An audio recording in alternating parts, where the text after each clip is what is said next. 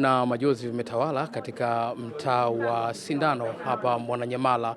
Mtu mmoja aliyefahamika kwa jina la Hossa Mwamza, ambapo ameweza kumuua babake na babake mdogo na kuwafukia nje ya nyumba ambayo wanaishi. Sasa tukio hili limeleta taharuki katika mtaa huu, na jeshi la polisi hapa nchini limefika na kufanya taratibu zote za kufukua mwili na kuhakikisha kabisa usalama unatawala katika eneo hili. AyoTV na millardayo.com tumefika hapa na kuzungumza na mwenyekiti wa serikali za mtaa huu wa Sindano hapa Mwananyamala, na alikuwa na haya kusema kuhusiana na tukio hili. Kwa jina naitwa Selemani Mohamed, ndio mwenyekiti wa serikali ya mtaa huu wa Sindano, kata ya Makumbusho. Kweli taharuki kwa kubwa ndani ya mtaa toka jana kunako saa 3 usiku, ndipo nilipopata mimi taarifa kupitia kwa mjomba wa marehemu. Aliponipigia simu saa 3 usiku nikafika hapa, na mimi kama kiongozi wa serikali huwa nikaja na timu yangu ya ulinzi shirikishi, tukajiridhisha. Nilipojiridhisha, nilipoona chumba kimetapakaa damu, basi na mimi nikaanza kutoa taarifa kwa jeshi la polisi. Na ilikuwa ni majira gani na ulikuta chumba kipo kwenye hali gani? Saa 3 usiku jana ndo nimepiga simu. Kwa hapo ndo nilipoanza kuyagamua hayo, lakini tukio nasikia limetokea alfajiri ya saa 11. Na baada ya kutoa taarifa kwa jeshi la polisi, nini kiliendelea? Jeshi la polisi walinipa ushirikiano mzuri na wakaniambia usitoke hapo kwenye location, tunakuja. Na kweli baada ya nusu saa jeshi la polisi walifika, tukaingia ndani kwa ajili ya kulipekua, na kweli wakajiridhisha, lakini wakanitoa wasiwasi, wakaniambia mtuhumiwa bado tunaye, alishakamatwa tayari.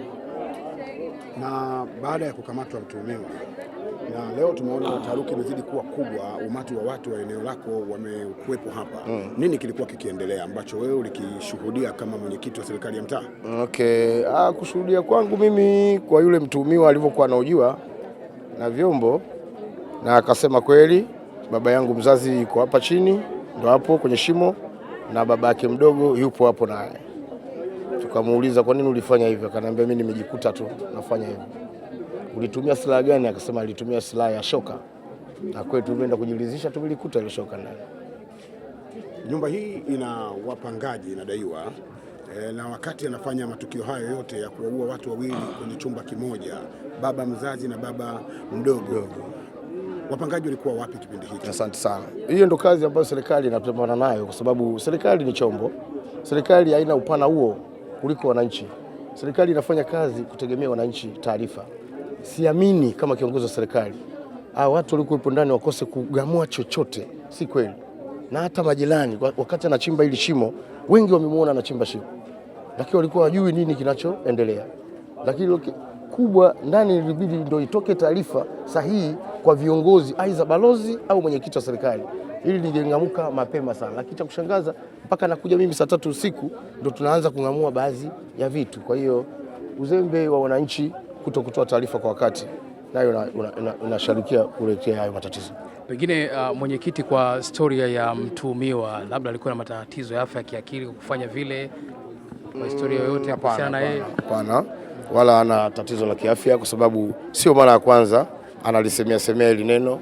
Na mimi shauri la kwanza nililetewa na familia baada ya babake mzazi kukimbia humu ndani kunako kama miezi 4 iliyopita.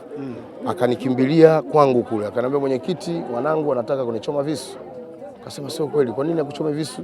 Tukaja hapa, tulipokuja tukamkuta kule uani, kweli alikuwa anatumia pombe, na tumemkuta kweli na kisu na panga. Tukamuuliza shida nini, akamwambia mimi mzee ananifuatilia sana, ila nitamuondoa katika maisha. Tukamwambia uweze kutujibu hivyo. Tukamchukua tukampeleka kituoni, peleka Mwijuma. Tulipopeleka Mwijuma, jeshi la polisi wakampeleka Oysterbay, na akakaa kama wiki 2. Lakini mfuatiliaji wa kesi ni mshtaki. Kama mshtaki alifuatilia jambo, basi hata jeshi la polisi wanashindwa kuprove na jambo, akachukuliwa zamana, akarudishwa mtaani tena.